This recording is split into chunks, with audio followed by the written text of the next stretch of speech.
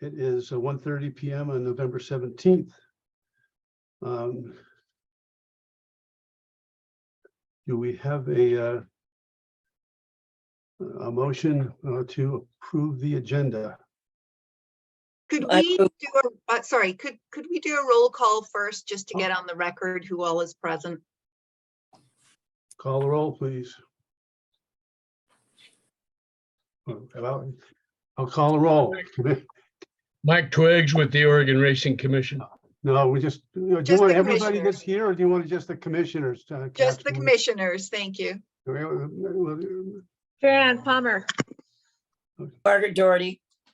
Charlie Williamson. Okay, we have a motion to approve the agenda.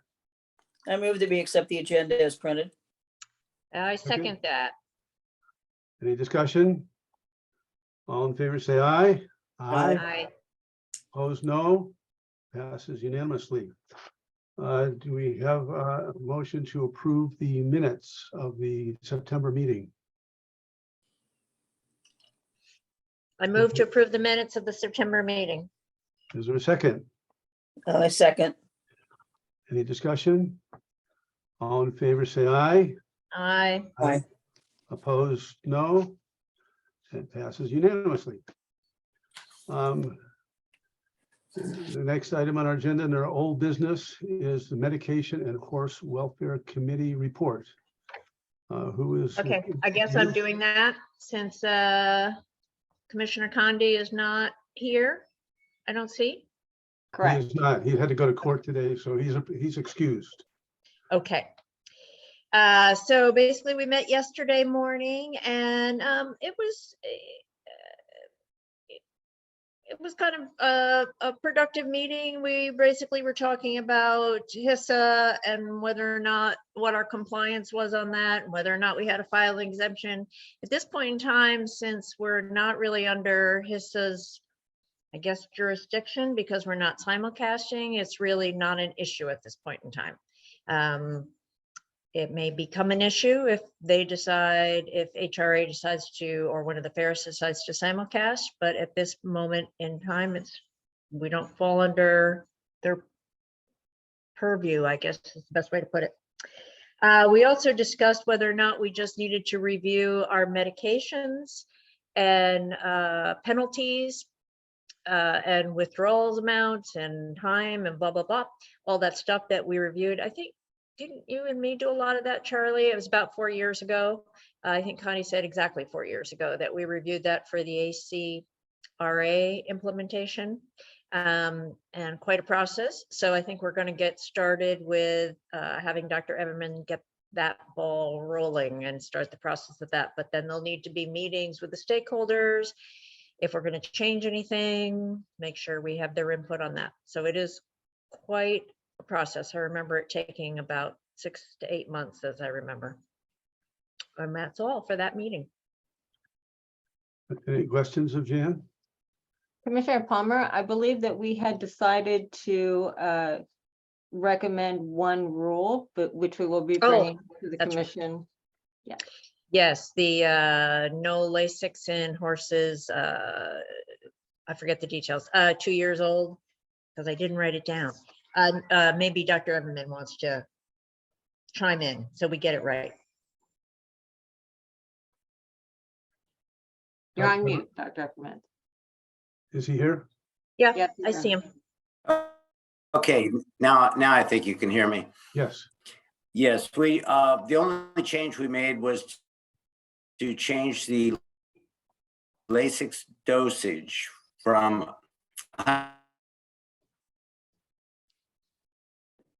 Now we can't hear you. You're cutting out. Oh, the 150 Lasix dosage. milligrams That was, to 150. sorry, you froze In other there. words, it was 3 cc's to 10. Jan, why don't you say what it was? Yeah, it originally was 3 to 10 cc's, and now we want to lower it to 3 to 5 Yes. cc's, So we changed it just down to 5 cc's. which is the dose regardless. And to ahead. clarify, when we say we changed it, we'll be bringing that to the commission for a formal recommendation next meeting. Yes, a proposed change. Yes. Thank you. Any other questions of Jan? I have just a quick one. On this HISA, if the HRA or some fair wants to simulcast, are we going to be able to comply with HISA in time for them to do it? Or is it how much are we going to have to do to comply? Well, I don't know about the lead-in time to comply. I mean, I'm sure there would be some because the horseman would have to be made aware because it's basically a change in the rules as far as the medication goes. So I don't foresee it being a problem for this coming year, but it may be a problem in 2024 if they want to simulcast. So I think we have a little time, Charlie, to kind of see who might be out there thinking about simulcasting, and if they can let us know as soon as they know. If we simulcast, we don't really have a choice of compliance or no compliance. We have to comply. I know, but we have to do some stuff to comply. And I guess if we Right. have to adopt new rules, it could take, a few months. Yep. Unless we did emergency rules. Yep. But it might be worthwhile to at least start planning for that and say, these are the rules that we would have to adopt if someone comes in, so we have it ready to go. Right, even emergency rules would take a while, so I agree. We need a bit of a heads up on that. Well, I guess I would leave it to the stakeholders to give us a bit of a heads up. They're all listening, I think I can see. So yeah, as much head up as they can give if they want to simulcast. It isn't going to be an overnight thing. Well, Dr. Everman can look at that as well when he's reviewing the medication part of it and see basically how we would fit into that. But my understanding is there'll be no medications. Well, let's think about that anyway. I hate to have somebody, I hate to have a commercial meat ready to go and they can't because we can't comply with this in time. We can think about that down the road.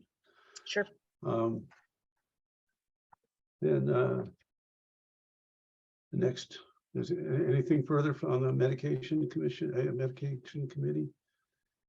The next item on our agenda is the budget committee report. That's me as well. Oh my God, I'm just all over the place today. So this, we met yesterday as well. And so the first thing we discussed was the relocation of the ORC office from the Portland State Office Building, and which may also stay at the state office building because there is space to rent there, I guess. We'll be requesting at the next meeting, the ORC staff will be requesting a rule change. Oh, sorry, I'm sorry. I take that back. So actually, they're still in the process. We've given notice. We have to be out by April, I believe, right, Connie? Yes, but we've given notice, but they could rent our space out and actually save us a little money moving early. The staff right now is looking at different options on renting shared space at the office, at the Portland State Office Building, going elsewhere. Right now, more rural office space is more expensive because a lot of people have moved out of the city of Portland. So that was the first thing we discussed. The second thing we discussed was the hub funds, and a lot of that was just kind of getting Commissioner Doherty on board as to where the money comes from and how the money is distributed. So we kind of talked about that. We also talked a little bit about some changes in the distribution, still staying on obviously the biennium period, but maybe better auditing of the stakeholders groups, which they're doing right now.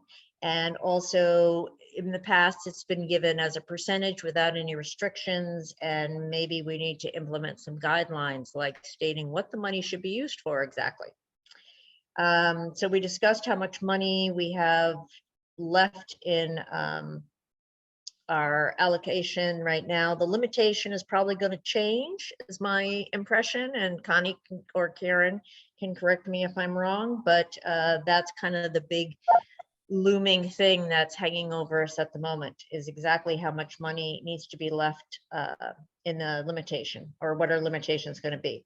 But we do have some funds to distribute that have been kind of basically left over in the third quarter that were scheduled to go to TMB racing, and also in the fourth quarter, which were scheduled to go to TMB racing.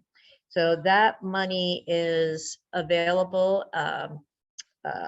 HRA has presented a request, and we're going to kind of consider that request. I'm not going to bring that up now because we're kind of mulling that over, and we'll probably bring it up in January as to how we should distribute that.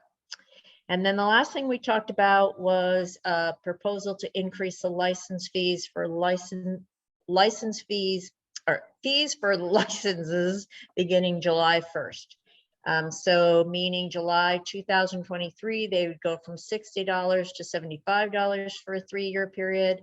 And July 2024, they would go from $75 to $90 for a 3-year period. There'd be no increase in either of those years for grooms or jockeys, since they're on a pretty tight budget as it is. But this would include all those people involved with the Oregon Racing Commission, the trainers, the owners, the breeders, the staff, any kind of staff, management, employees of the ADW. It's been put out there. Connie has discussed it with the ADWs and with the Horsemen's Group. We discussed it with the Horsemen's Group yesterday. There really doesn't seem to be any pushback on doing this. So the next thing to do is that request a rule change for an increase in those license fees. Well, that's, we set that up for like January, a rule change. Yep, Connie. Chair Williamson and Commissioner Palmer, we also have to simultaneously put in the legislative budget proposal as a fee increase. So that is simultaneously happening. We will not actually submit rules to you until we know where that process is. Once this meeting is over and you've told me to go ahead, I will submit those paperwork to our CFO, and she will process it accordingly. And then sometime between now and whenever it's approved at the beginning of next year, which we don't see a problem with, then we'll be able to officially bring your rules. So do we have a motion to approve the license fee increases as described by Commissioner Palmer? I move that we approve the addition of the increase in license fees. And I second it. Any discussion? All in favor, say aye. Aye. Aye. Opposed, no. It passes unanimously. That's all you need, right, Connie? That's correct, Chair. Okay. Anything further, Jen? No. I have to say I think I've succumbed to the tidal wave of having no office. I didn't want to do that, but if we can do it, maybe that's what we should do. I propose meeting in your office. You're always welcome, but I may not be a commissioner for too long. I don't know. Okay, the next item on our agenda is the ADW committee reports. Connie. Chair Williams and Commissioners, I am filling in for Commissioner Diego Condi, who had an emergency meeting at the courthouse and was unable to attend. We did meet yesterday. It was a really great meeting, I thought. We had representative from NYRA and PTC there. During that meeting, which I will be mentioning in the director's report, we welcomed Micah Lloyd, our new director of mutuals. He has a long history with the industry. He's worked with Sport Tech, which is now Global Tote, as well as eBet. He has experience working with tribes and casinos, and will be taking on the tribal relations and many of you may recognize him because he's been at the ORC meetings on the other side of the table.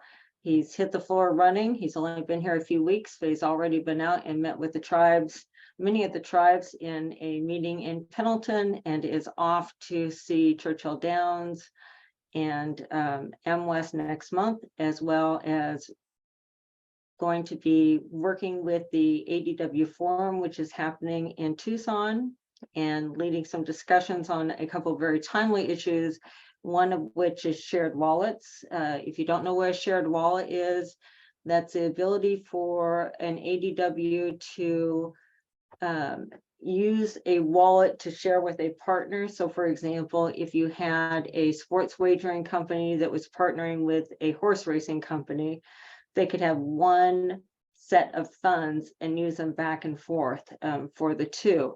To the individual, it would look like one group of funds. Behind the scenes, it has to be completely auditable. And this is something that the industry's been working on for a long time trying to do. So we're spearheading this process with the ADWs.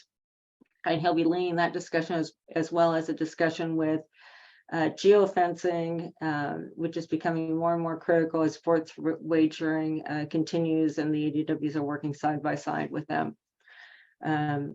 So that pretty much covers most of what we discussed, except for Chair Condi of that committee asked that we also make sure that we bring up and recircle back to the responsible wagering, which was a key part of our meeting last year.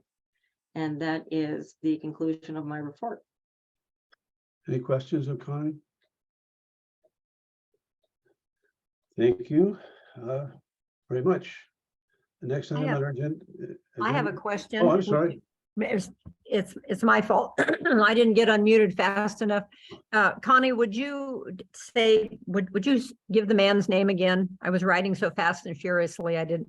Sure. It's Micah, M-I-C-A-H. Last name is Lloyd, L-L-O-Y-D. And Okay. his title, as soon as the rule is completely officially changed, is Director of Mutuals. Oh, perfect. Thank you so much. Thank you. And he's waving on the screen right now. Yeah. Hello, pleasure to meet you. Hi there. Welcome, Micah. Thank you. Okay, the next item on our agenda is the HRA report. Is there someone who will? Thank you, Chair Williamson and Executive Director Ms. Nguyen and Commissioners. HRA is continuing to get their feet underneath them with all of the things, the challenges that we've had to do this commercial race meet. We have all the OTB networks running. I think we're on pace right now. We've done about $12.5 million in handle this year. We're trying to expand the OTB network. We've added a OTB in Ontario at Action Sports Bar in Ontario, Oregon. We have about four other sites that we're looking at. The next one that will be up and coming is we have one in Prineville, Oregon, and expand on and trying to open that by the end of the year. And we have a couple sites in Hermiston that we're looking at. And then Southern Oregon, we have a couple sites that we're looking at. So we're trying to grow the OTB network as well as trying to get a handle on all of the aspects of this. We've been working with TMB. We're real close in cleaning up with TMB Racing and all of the parts and pieces that they've had to relinquish to us, both financially and track wise and so on and so forth. So we continue to work with them. We're getting real close to being able to close out the TMB part of the commercial racing in Oregon.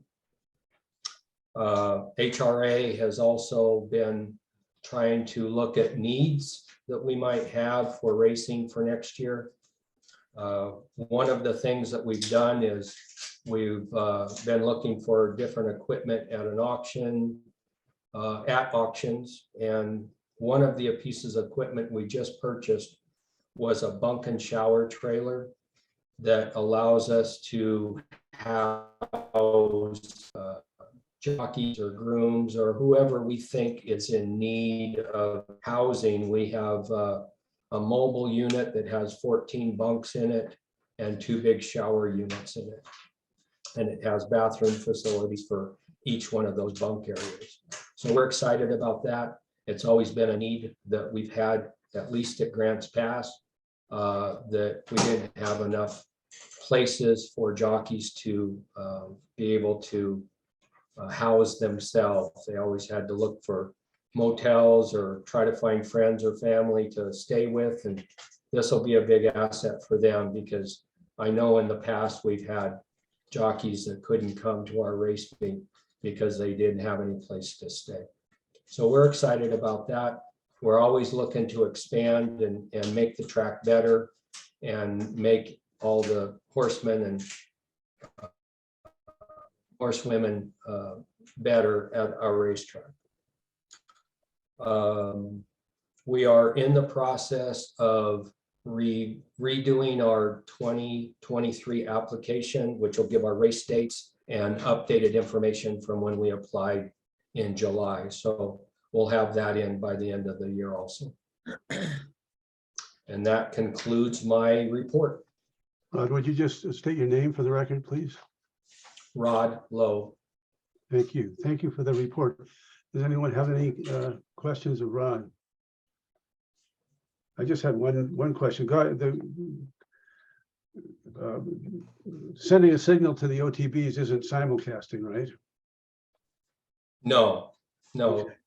we are not sending a signal. At this point, we are interested in looking into the cost of doing that, but at this point, we are not sending our signal to the OTB network. So basically, the OTB network is a place you can bet, but you can't see the races.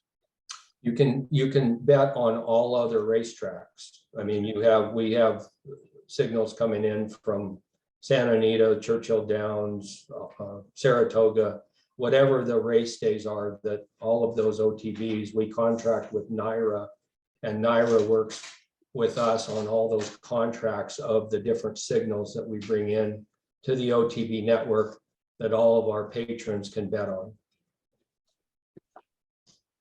Thank you. Okay, no further questions of Rod? Thank you, Rod. Appreciate that report.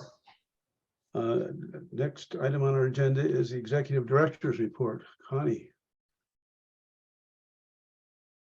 Connie, you're muted. I've been so good about that today. I haven't been muted once until now when I had to talk. Okay, good afternoon, Chair Williamson and Commissioners. For the record, my name is Connie Wynn, the ORC Executive Director. First, I'm pleased to announce that Malia Tom has accepted the position as our administrative assistant. She also has become a new mother with a healthy baby girl. We are fortunate that Karen Pate has offered to stay on during this transition, as obviously Malia has other things to do right now. So it sounds like Karen Pate will be able to stay through most of January at least, and we appreciate all of her time here. Of course, Karen will continue to work the fair meets as long as it's interesting to her in her semi-retirement world. Chief Investigator Shepard was once again asked to work at the Breeders' Cup, which was very different this time because they are HISA, so he got some firsthand experience working in HISA. This is quite the honor to be asked to work there. They paid all of his expenses, so it didn't cost us a dime. And he has been asked to be on their permanent team of, I believe, 12 people. That might not be correct, but he will take 12 for now, since that's what I'm saying. And so he will be going back on an annual basis to support them and continue to learn with a meet that big, and then being HISA and at some of the best tracks in the country with some of the best investigators. It's always good for Oregon to have that reputation.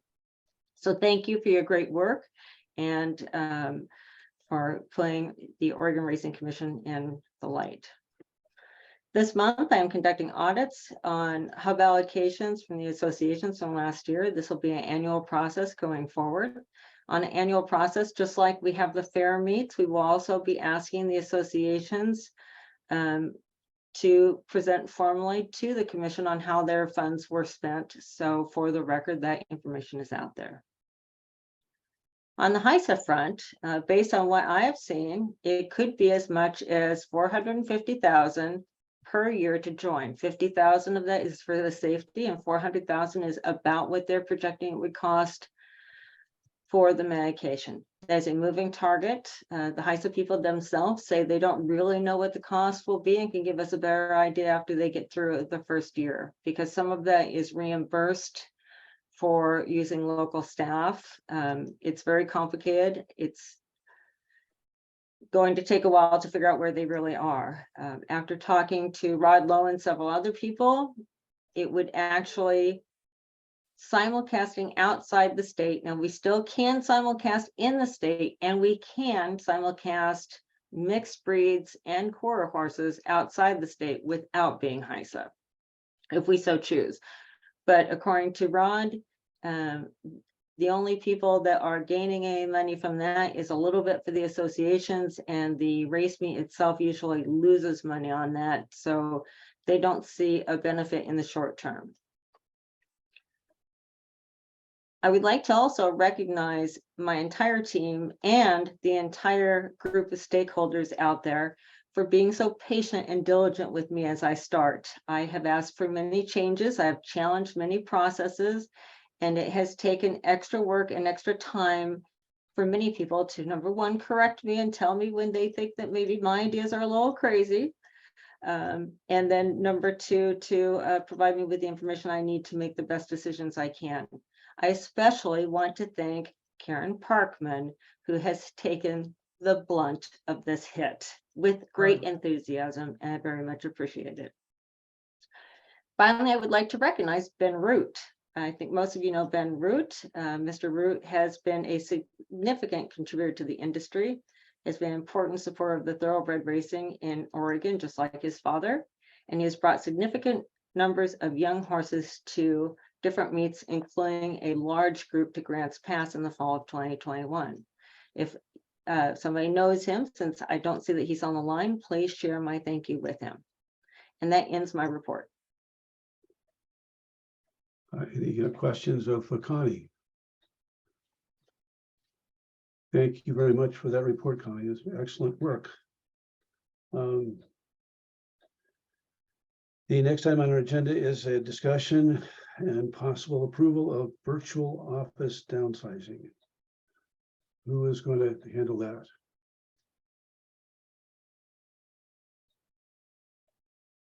Perhaps I can start by sharing a bit of information that Commissioner Doherty had asked yesterday regarding some prices. In the one-page document I had provided you with, I had said that there certainly would be some cost to us to make the move. So I have prepared some examples of some of the costs and what we consider the budget to be and what the changes in that could be.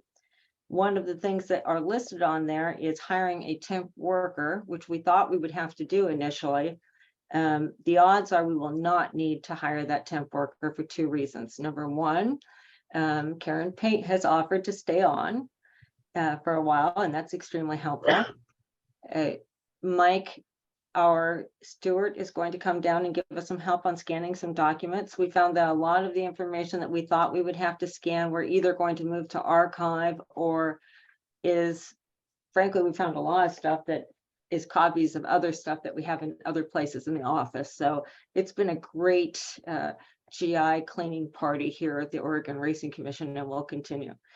If by chance somebody comes in here and they say, hey, we want to take your office in 2 months, yes, we would hire some temps. There could be a charge for that. It could be several $1,000s, but by getting out of the lease that much earlier, we would save that money. So that's a net. Other than that, there's a few items, very, very few we would move, which would be under $1,000. We have some shredding services, which we believe would run upward of $2,000 for additional shredding because we are currently scanning up a lot of documents that are currently on hand. We would have to pay a fee to move some things to archive. We're estimating about $1,000 on that. And the big unknown is how much it would cost to send things to surplus. A lot of things here we just don't need. And we're doing a little bit of investigation on the surplus to see if, number one, if someone else moved into this office space before 6 months, is it possible for them to just take over some of this equipment, or is that going to run afoul of state rules? So we're researching that right now because that could save us money by not sending it to surplus. But we've given ourselves, just to be safe, again, we feel that this whole thing is going to cost under 5,000, but we're giving ourselves a $10,000 budget to give us plenty of cushion in this. If we move out by April, that $10,000 would be recouped in the 2 months we would save. So that's what we're estimating. Again, keeping it as much, things always cost more than you expect, so I'd rather give as much cushion as possible. You had also asked, Commissioner, about the other agencies. There's the Oregon Advocacy Commission and the Oregon Public Records Advocacy. I spoke with the Oregon Public Records group yesterday. They started out just going remote. They're very similar size to us. They actually have less employees, but very similar to the size of the people who are actually in Portland. They have 2 full-time people in their office. They're hiring 2 more, so they'll have 4. And they found that it was just easier to stay remote once they went with COVID, and they have had no problems and are open for any questions or recommendations or guidelines. That is all I have on that, except for to answer other additional questions you may have. Yeah. Oh, I would add one more thing. I apologize. I want to thank our legal counsel, Katona McCracken has double checked my work to ensure that there's nothing in statute or rule that would keep us from doing this. And what work she has done has shown that we have a few rules where we'd have to take a few words out and change them because they say the specific office or the specific location. And she's pointed that out to us. But other than making some minor changes, unless you want to correct me, there doesn't seem to be anything that you found that would prohibit us. Chair Williamson. Yes. The only other question I had when we met yesterday was if when we do meet in person, are there other places that we can meet in person? And the answer was yes, we can meet in any state office building. We would make the reservation exactly the same way we do now. And just like in January, we're meeting in space in room 1A. It doesn't matter if we're here or not, we still have room 1A. Mm-hmm. Okay. And then the second thing, and I can't remember whether I brought this up yesterday, would be, it seems that the staff that are located in the office, that this doesn't appear to be something that they are against. So, I mean, you guys that are there every day, that's the biggest impact we have on people. It appears that that the staff themselves are okay with this proposal. I'll ask Karen to, because that was a concern at first for Karen. So I'll ask her to, whatever. I'm ready to go. Get 2 hours of my life back on the road. Good. I could spend that on the ORC. I would like to add that there is an environmental impact to this that we'll be saving, plus additional costs that can be going out to the industry. So there's many positives to this. Yeah. Thank you very much. Connie, I have a question. For the January meeting in person, will that be available via Zoom as well? Absolutely. That is one Thank thing you that, so much. you know, we've done a survey recently. If you haven't taken the survey, please do. It's very clear that we need to have as much transparency and communication as possible. You'll notice that we started sending more documents out when we send out the agenda And we will always, if possible, of course, there could be a possibility where we don't have internet connection someplace. It will be always our intent to have the meeting as available as possible. Thank you. Any further questions, comments? Do you need some approval for us to proceed with this office situation? Connie? That's correct. We would need a recommendation and a vote. I move that we go virtual or downsize our office space. You just want either one, or are you making a, Either one. okay? Is there a second? Okay. Second, Any discussion? I'll vote for this, but I just really think, I mean, we have to have a phone number and a fax and a way to communicate, and a place people can know they can get to us. Serve papers. We have to have a mail drop somehow, because we just can't disappear from the people that need us. Correct. So, all in favor of the motion? I'm sorry, did anybody else have any comment to make? I was just going to say, Chair Williamson, that we are looking into other means of service, and we believe that there will be no issue with state service, and we think there is no issue with federal service, and I am confirming that at the moment. So I think it's fine to go ahead with the vote, and I don't think there will be hiccups in that. And I think Commissioner Palmer's vote covers it well, that either move or downsize. and to add to that, in the information that was sent out in the packet for November, it does talk about addresses, phone numbers, that kind of thing. And so it's the idea that people will still be able to communicate through these methods. It's just they would not drive to Portland, walk into the office building and do that. So those concerns seem to have been addressed in the document that was sent out earlier. I'll actually be talking about this in our next discussion of the rules. But I mean, you have people. I mean, I used to represent people before the commission, before I was on the commission, and you have grooms or jockeys or people that are not they don't have a computer, and they're not able to go online and find out the numbers, and they might know where the commission office is because that's where they got a license. They might know where the stewards are because they're in Grants Pass. But sometimes people need to be able to communicate with us, and we shouldn't disappear. That's my concern. That's Connie. Chair, I would like to bring one point up to you that perhaps I haven't been as, I don't want to say not transparent, but open about, is we still have offices at every single race meet. Eric will be there. How far in advance? 45 days before the race meet starts. And that's where those people go. They don't want to come to Portland. There's no track here. So Eric, can you address that? Absolutely, Chair.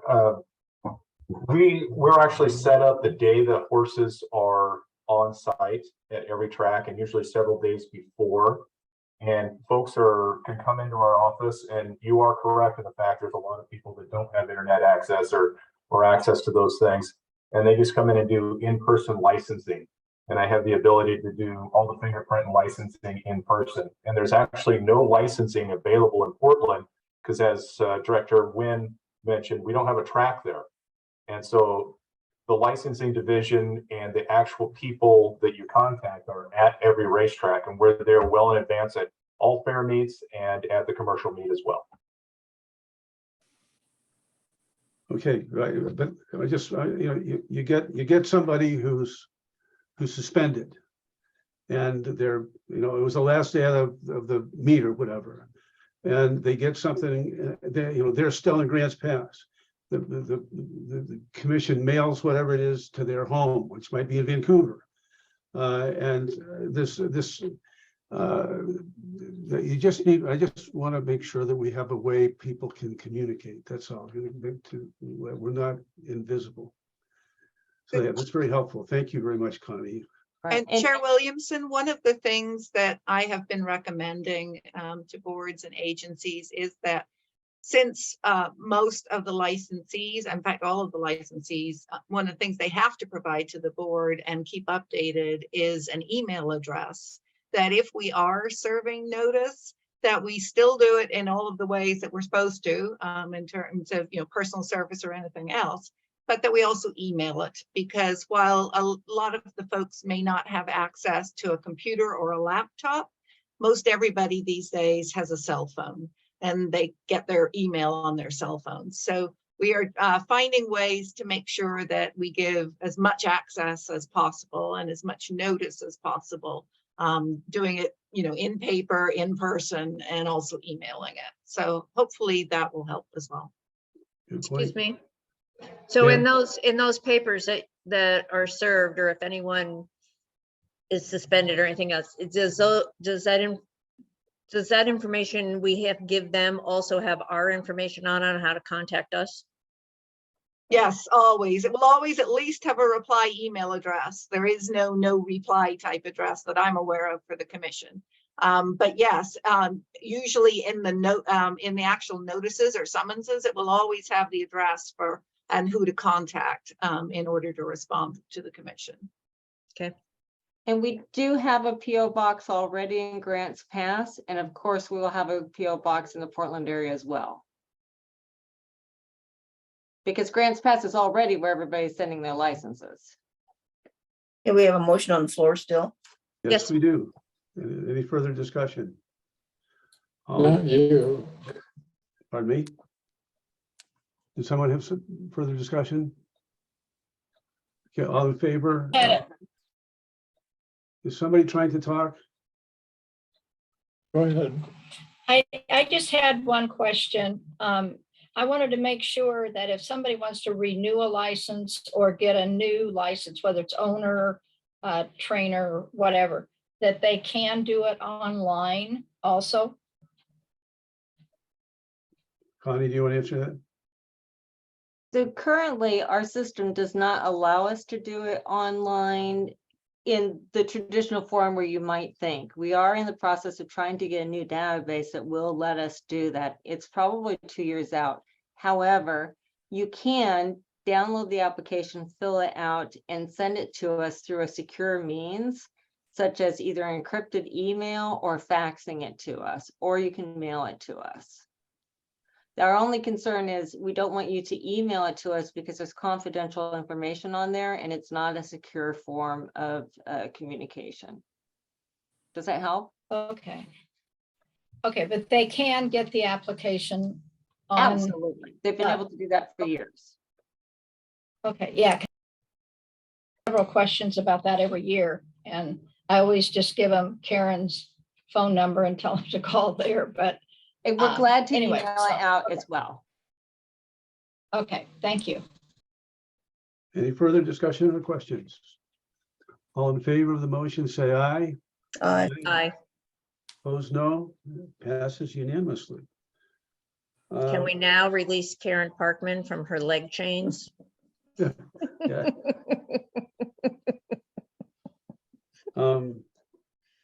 Yeah, I don't know if this is Karen Pate's last meeting, but if it is, we really have appreciated your work, Karen. I'm sorry that you'll be going, but and if you're at the meets, if commission or anybody else goes to the meet and you go out to the test barn, she'll give you a tour. She's great at it.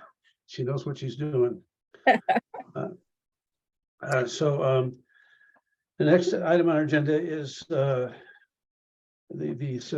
discussion and possible approval of rulemaking for the 4 different rules listed in the agenda.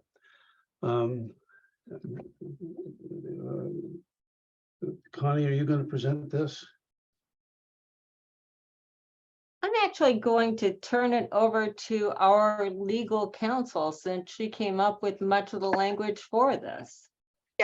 So Connie approached me with regard to wanting to clean up a lot of the rules. We have rules currently on the books, which have no current legal effect. And so we're working towards repealing those.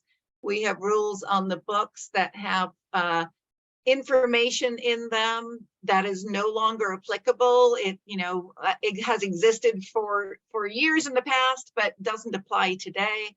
So we want to remove that kind of language.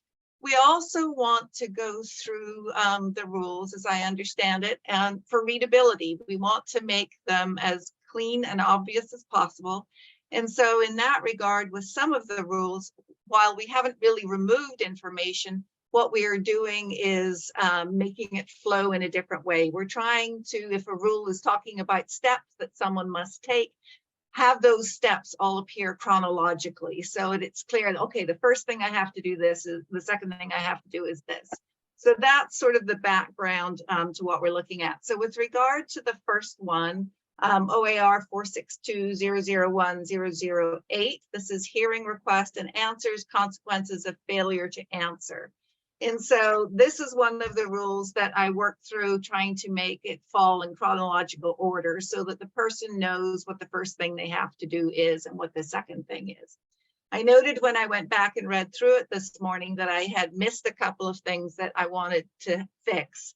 So in subsection 2 of the rule, in the very last line, there's a reference to OAR 137-003.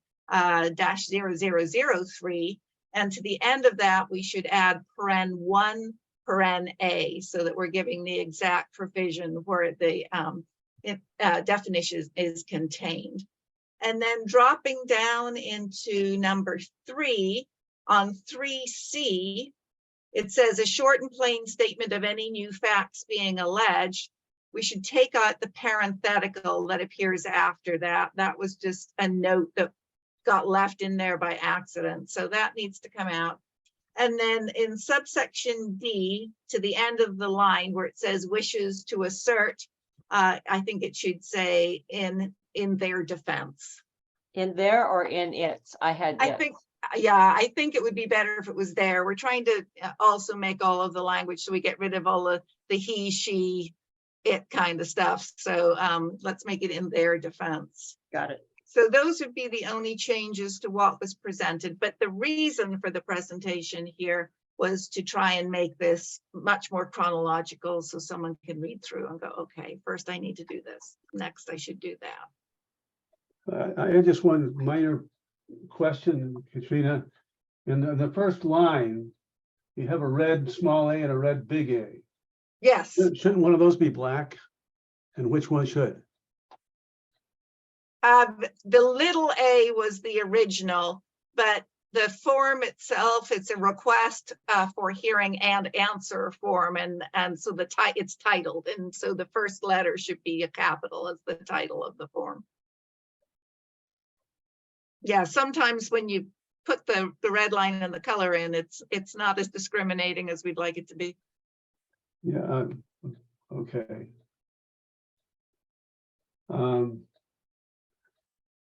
Okay, does any discussion or questions of Katrina or Connie on this one? I want to say I have some concerns about this, in that at least in my past experience, when you have a groom or a jockey, which are usually the people that are getting disciplined, they're not really very skilled at this stuff. And I think is this the one that just gives 10 days to answer? Yes, this has been this way for a long time. I didn't change that. The request for hearing or answer shall be deemed untimely if it is received by the commission after the close of business 5 p.m. on or after the 10th calendar day. And that's the language that's always been in there. Doesn't mean that we have to keep it unless that's in the statute. And I would need to go pull that up real quick. So let me do that.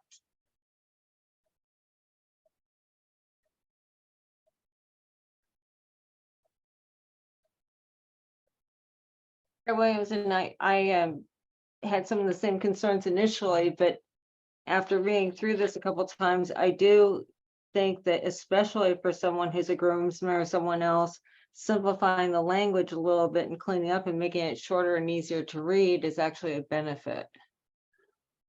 Yeah, but I'm not opposed to leaving it the way it was either, though, necessarily. well, I don't mind simplifying it, maybe it's no problem. You know, back in the olden days, the commission took the position that they would like to impose the harshest penalty possible. And since there were a lot of people willing to work and do the work, it was they did it. I think over the past decade or more, the commission's taken a much more reasonable position on disciplining people, and mainly, well, I think they tried to keep people informed and taught about what the rules are. But I just, especially when we have people, I mean, people are living in their trailers on the backside of some county fair or Grants Pass, and getting notice to them and giving them an opportunity to respond to it seems like 10 days to me seems like a too short a time. I agree with that. Do you have a suggestion? I don't know, 20 days?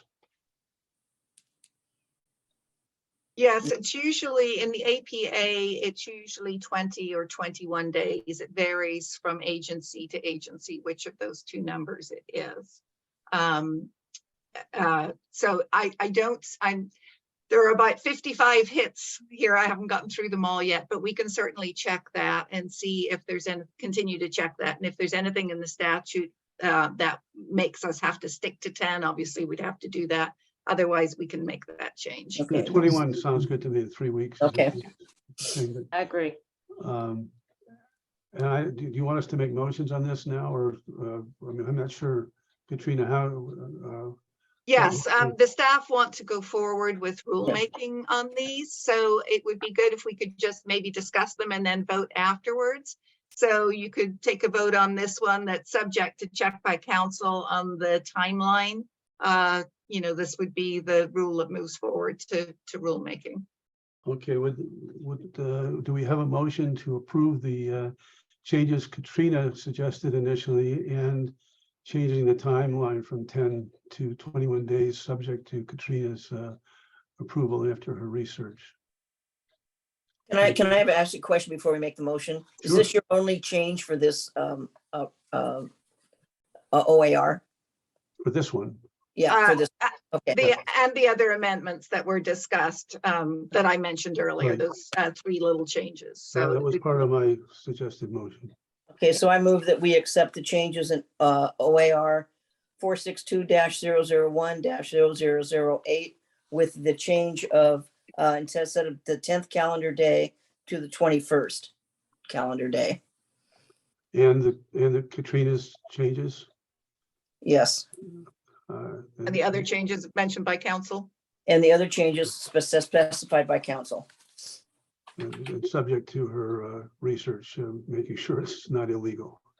Yes. To do this. Okay. Be bad. Okay, I second all of that. Thank you. Okay, any discussion? All in favor, say aye. I, Aye. Opposed, no. It passes unanimously. Our next rule is OAR 462-130-0040. Katrina, are you gonna present that? Yes, I will do that. Thank you, Chair Williamson. So it's just the language at the bottom of the first page is where we decided that it would be better understood, more easily read if we added in some wording. It doesn't change the meaning of what was there before. It just hopefully makes it clearer to someone coming in new to our system when they read it. So at the bottom of the page now, it talks about failure to pay a fine in a timely manner may result in imposition of a suspension of up to 30 days duration. The imposed suspension may continue to run even after the fine is paid in full if the suspension period imposed has not yet been completed. So we just want to make it clear that, you know, if you're noticed that you're going to be on suspension and you go, yeah, I did that and I'll pay it today, that doesn't make the suspension go away. It's great that you paid the fine, but you also have to wait out the suspension period. And so the point is just clarifying language for that. But what exactly did you change any of this language now?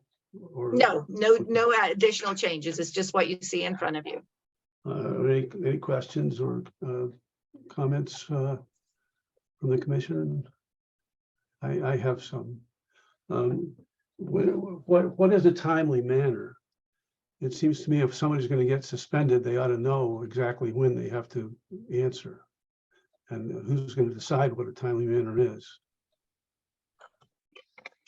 Sorry, Philly.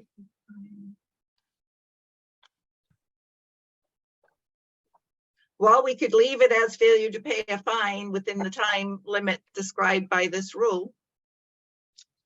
And then keep the rest of the new language. Well, what is the time limit prescribed by the rule? It should be.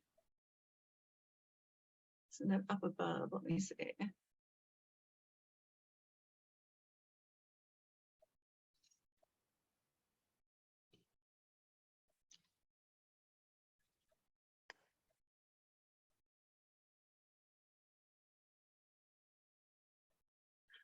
In subsection 3, subsection D, it says indicate the penalty or sanctions to be imposed and when they are to go into effect. So it is part of the notice issued by the Board of Stewards. Mhm. But that still doesn't say when the fine has to be paid. It doesn't say what a timely manner is. Well, that's why I'm suggesting we go back to failure to pay a fine within the time limit described by this rule, because that in the rule, it says that it's, or we can just simply say as indicated in the notice issued by the stewards. Well, that would be fine, just so people know. Okay, so why don't we say it as indicated by the notice issued by the I stewards? mean, this is kind of just assuming everybody's going to be reasonable at some point. The other point about this was it says that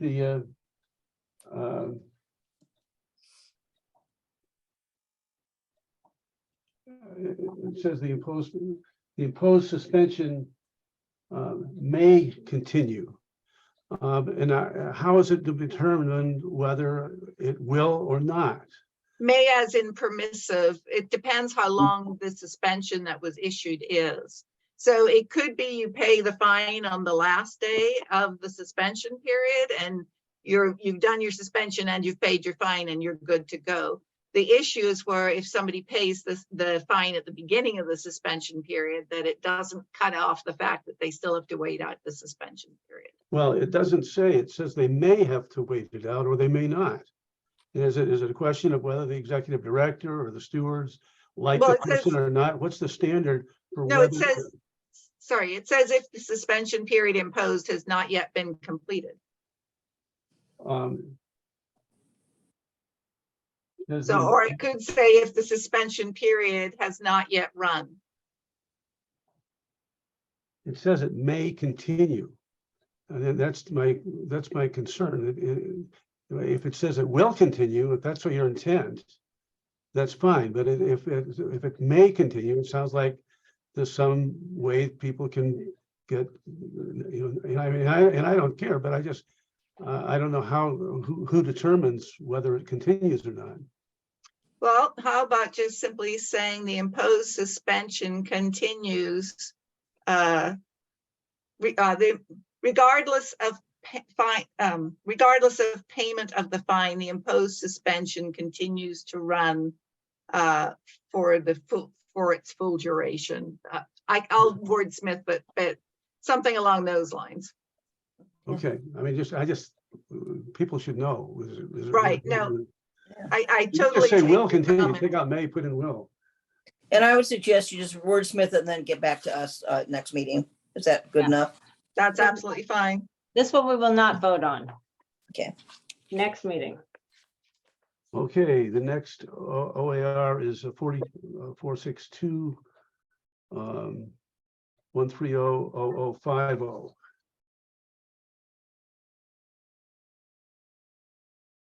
Oops, just a moment till I get to that one.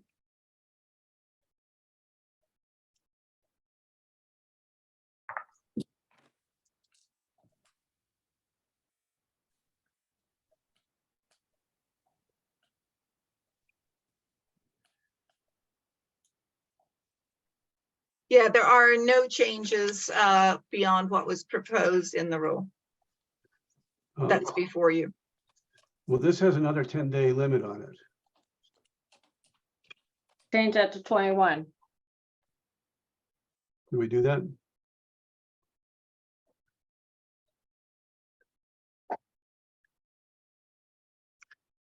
We can certainly look into if there's any reason not to. Is there a motion to approve a change to 21, subject to Katrina's research? I will move to. I'm sorry, I'm lost. I will move to move it to 21, did you say? Right. Yeah. Okay, unless- Subject to Katrina's works, research. In a second? No second? Second, Any discussion? All in favor, say aye. aye. Opposed, no. Passes unanimously. So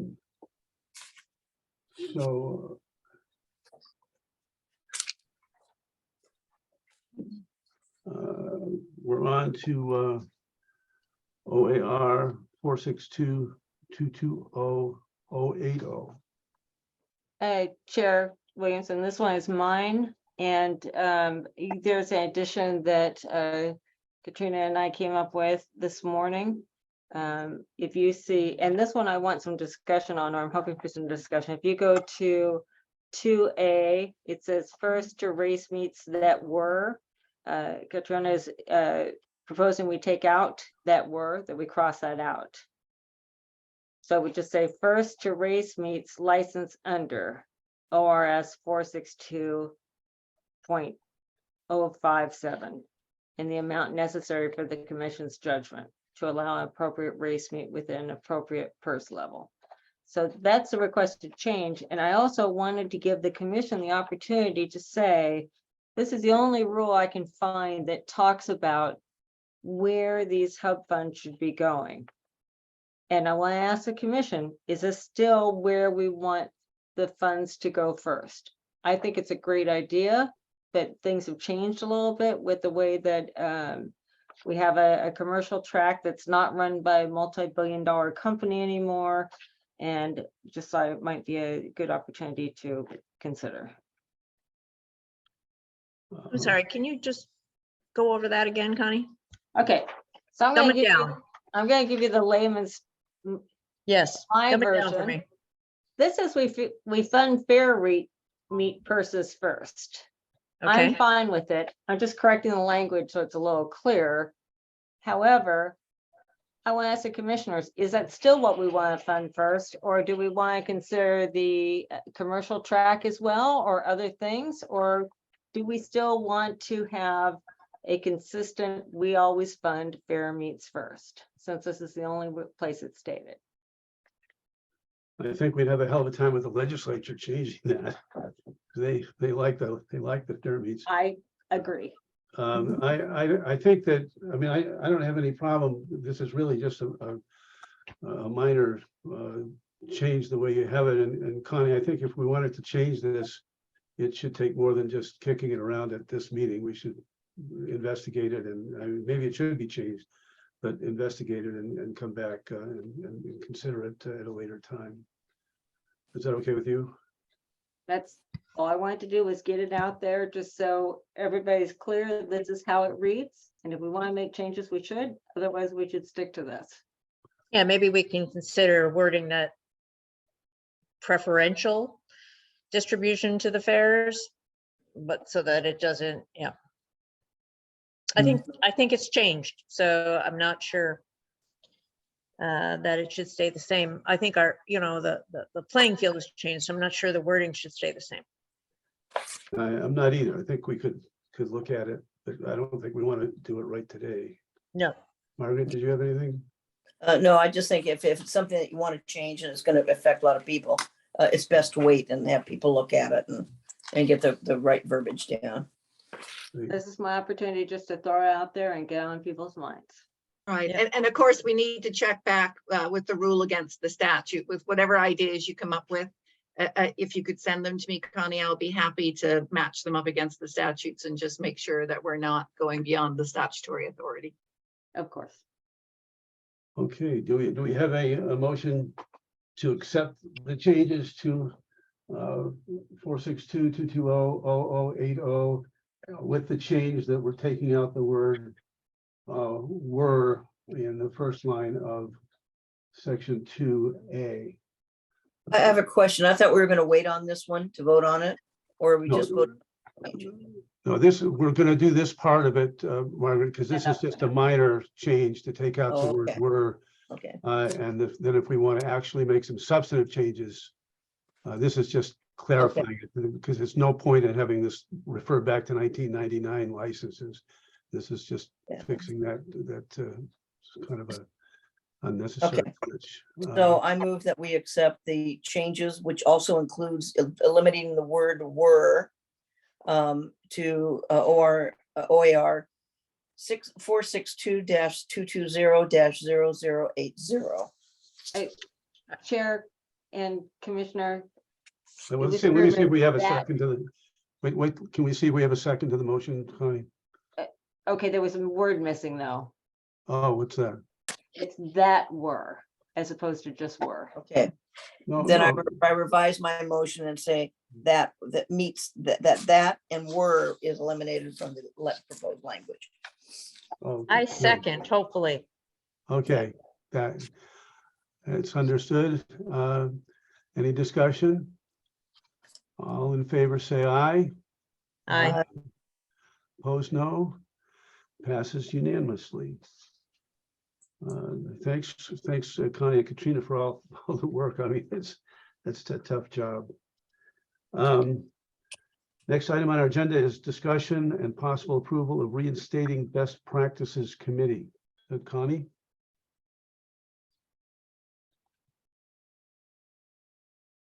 I have a lot of notes on my desk for this meeting. So in the past, we've had best practice committee. The committee wasn't really doing much. They weren't being proactive and really trying to affect change within the organization. It was more of a task committee to complete a form. And my recommendation at the last meeting was that we consider revamping this, but to really have it with a specific mission and vision to improve the organization as a whole, including working on best practices that make sense and are meaningful for our organization. I provided you with a one-page paper as to, it's not really a white paper, although it is a white piece of paper, a real high level look at how I thought this might work. It would be, the mission would to seek, and I'm not married to any of this. I'm just trying to throw some ideas out there.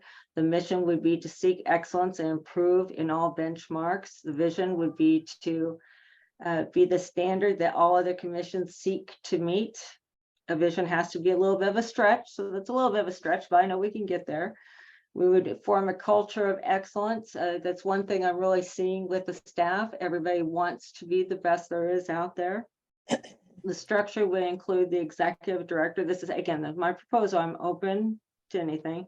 Administrative assistant, just because they're the ones that actually put some of the documents up.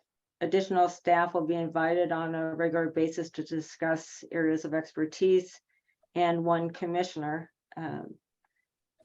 The immediate items that I see that are necessary is looking at our current metrics that has to be changed. I understand at the legislative level, but I think it's something we should be looking at, even if they are not things that were measured on by the legislature. We should still consider possibly adding additional metrics to improve performance and outcomes. Review year over year, really look closely at the survey results, which I've already started doing. and discuss and review our mission and vision, not only for the committee, but for the commission as a whole. I see the group is meeting no more than 4 times a year, and even propose a time at 10 a.m. on commission days for the months that we would meet. And I'm here to answer any questions, and if you think it's a dumb idea, I'll throw away my little piece of paper and go away. If you want to go forward, I would like to know if we have a commissioner who would be interested in being involved in it. What does SWAT mean? Thank you for asking. As a MBA student and a business person, I just assume, it's like horse racing terminology, just use it. Strength, weakness, opportunity, and threat. It's an analysis that's often done in a strategic planning session for usually, a large corporation. A lot of times you'll usually start out with your vision, your mission, what we call we statements, which come down to all the core teams to determine what exactly that you're working up towards. And then you assess your strengths, weaknesses, opportunities, and threats, and then determine how you can get your organization to come up to a higher level of standards. Is there any discussion of Connie's presentation? Connie, my feeling is that the whole thing, the best practices committee and everything we've done was a huge waste of time. Okay, And I'm good with that. And it just, everybody had to say that it was the best, that we haven't checked the box saying we did the best, because if we didn't say that, then we had to come in and say exactly what wasn't right. Yep. And really, that's not a bad rule. I mean, you can't just sit there and criticize and not say what you think should have been done. I don't have any problem with trying to be excellent and have people look at our vision and everything, but and try and do be the best we can. But it seems to me that this just devolves into, I guess getting surveys from our what do you call them, stakeholders is a good idea. I mean, so I don't have any objections to the surveys and meeting and thinking about it, but I'm not real happy to have a lot of it seems like a lot of make work that's not really going to. If anybody has an idea to change things, let's talk about it. But to just sit down and, well, if you want to sit down and, I don't want to be the commissioner. I guess that's what I'm saying. Didn't sound like you were raising your hand. I did not get that impression at all. I'll tell you where I kind of came up with this from. And again, I'm fine just putting it out because I'm going to continue to work towards excellence regardless of if we have a committee or not, no matter what. So it's really not necessary. The one thing I remember is talking to members of my office who would say, this is ridiculous. We're all giving ourselves 100%. Why are we even bothering? If we're going to do something, we should actually do something. And my intent with this was to actually really try to affect change on these areas and make sure that they become highlighted and make sure that we're tracking the right things and not give everyone 100%. I don't think we should be getting 100% on everything. I don't think as a director, I should be getting 100%. Don't give me 10%, okay? But I've never met a perfect person in my life. Well, a couple times I did not put 100% and no one ever addressed those things. Well, and that's because I wasn't in this job. Yep. So. Well, Connie, I don't want to, I mean, I think, you're the new executive director and I think you should have some latitude to do what you want to do. I guess I'm asking you to just keep it simple and don't put a lot of people to a lot of make work that isn't going to make any difference. Okay, sounds good. This is going in there. And I'll keep doing my job. Well, we can adopt this if you want. I'm not. I'm totally fine not adopting it. I just want to let you know where I am. I think there's a lot of other issues to be addressed so far besides redoing this committee. Okay. And maybe we come back to it. Okay. So do we have to make a motion to do nothing? No, I think we can just not do anything. I like it. then, And I'm very flexible too. You don't want to do anything, I'm not gonna do anything. Well, I'm still gonna do it, but I'm not gonna involve you guys in it. the next item is discussion and possible approval of ORC meeting calendar for 2023. And I don't know, did I get the calendar? I didn't get the calendar. I don't think it was. Came in the board packet. I got the calendar, but unfortunately, I thought I had sent a revision in, but that's not the one I got. So I'm Oh. gonna tell you what it says on a high level, and then I'm gonna make a recommendation. So on a high level, there would be a meeting in January, no meeting in February, a meeting in March, no meeting in April, a meeting in May, June, July, no meeting in August, a meeting in September, no meeting in October, a meeting in November, and no meeting in December. Because those are the months where really, if there's something going on, or if it's an important time of the year, we should have a meeting. If there's not, we shouldn't have a meeting unless something comes up. That's my first part. Yeah. The second part is January, we have a meeting at the Portland State Office Building. And it'd be in person for those that can make it in person. And according to this, it says July. It says September. Well, I don't know what version you got. The one I have says September, but it could be either September or June. We could do a meeting in person at Grants Pass. If June, I would say June 16th, which is a Friday. If September 11th, which is a Monday. And I wanted to see from you guys, number one, are you all keen in doing a meeting in Grants Pass? And if so, is Friday, June 16th or Monday, September 11th better for you? Both will have race days. I would say the legislature is still going to be going on June 16th, isn't it? Maybe not. Yeah, they're supposed to be out by July 1, but sometimes they get out early. We've been getting out early lately. Does that matter to us? I don't know if it does or not, but it might. It'll be Yeah. winding down if it is going. Yeah. I mean, what's the pros and cons, Connie? It just doesn't make any difference. It's just. Well, the only advantage of going in June as opposed to September is that we do have 2 ADWs that are renewing. Yeah. And they might like the opportunity of coming to a face-to-face meeting. That's the only thing I can think of. I guess the weather might be nicer in September. I defer to somebody in Grants Pass on that. Yeah. Because on the agenda or on the calendar you sent out, you had July and Grants Pass. July 7th. That was why I originally had proposed, and then I changed it to September, but it doesn't matter because now I'm thinking June or September and just want to give it to you guys to decide. Here.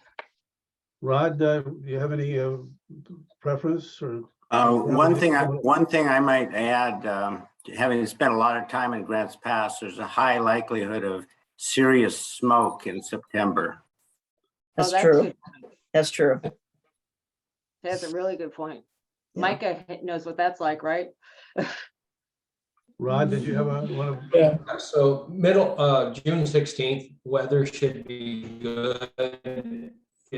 A Friday, we will have a late post time at 5 o'clock that evening. So there's plenty of time to get a meeting, early afternoon or something and still come to the races. Usually the weather's pretty decent then. It's not usually 105 degrees by then. So I think June 16th would probably be a good date for you guys. Okay. Great. And so there's no objection from the commissioners to have it in person? No problem. I think the 16th would be fine. I didn't even think about the smoke, but in the end of the summer and beginning of fall, that might be an issue. Unfortunately, even though it's far out, I just can't commit. I have to see how my schedule is at those times. So I would say make it for those commissioners who feel like they can make it right now, and I may have to call in. Okay. I'm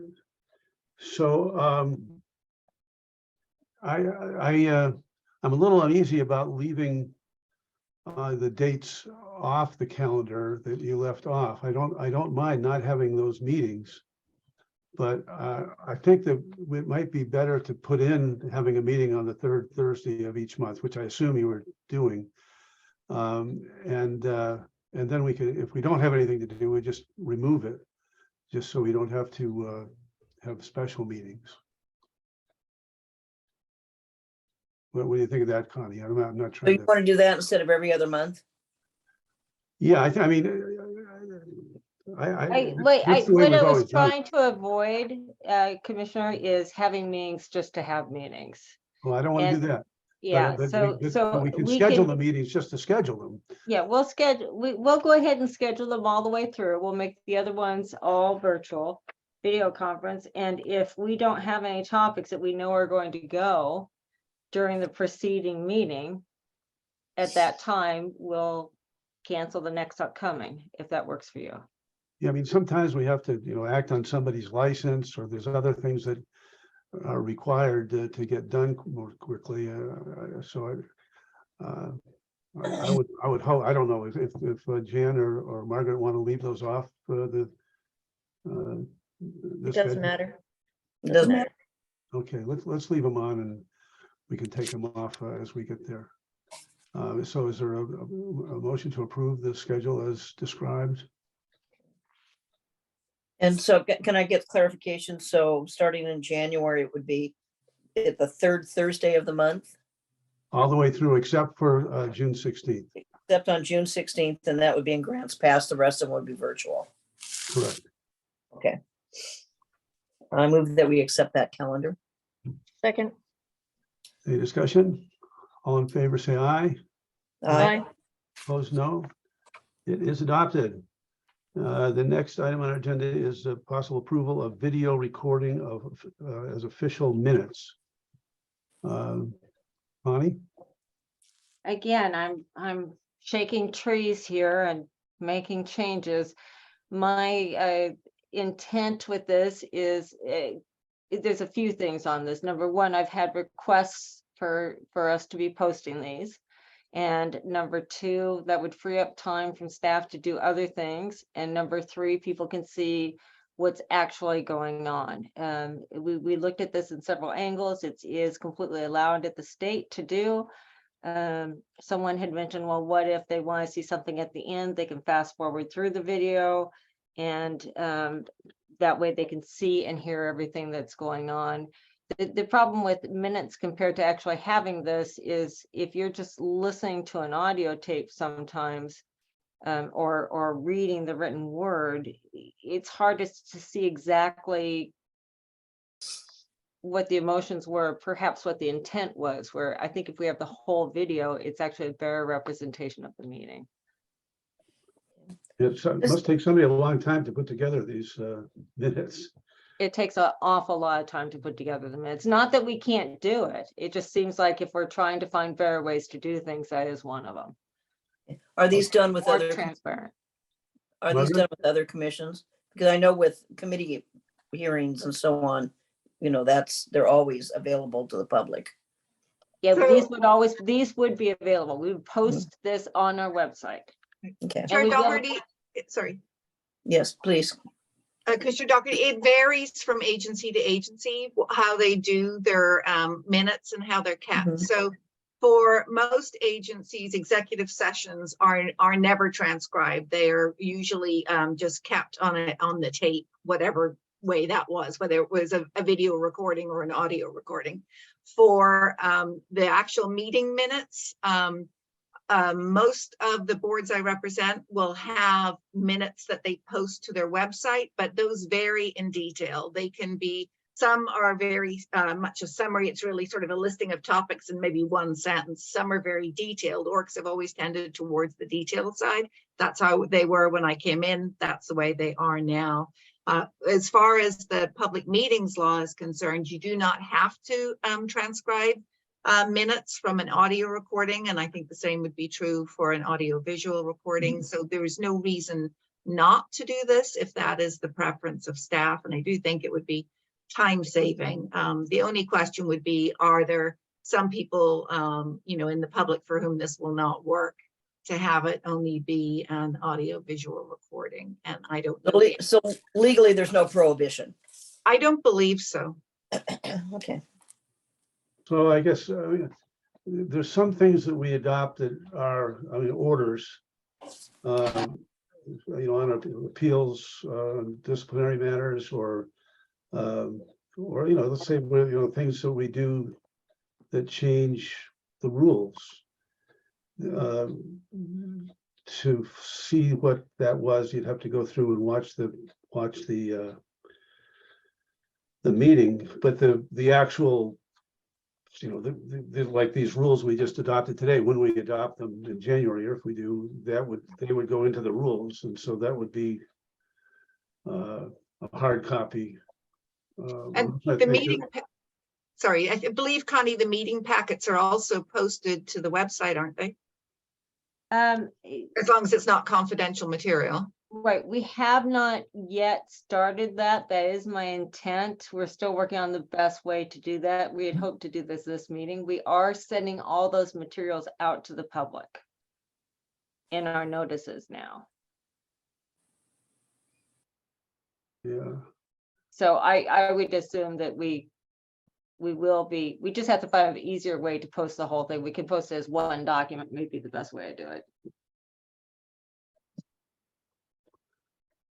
Well, We do post the agendas, of course. Right. Well, you're really shaking things up, Connie. So I'm scaring you.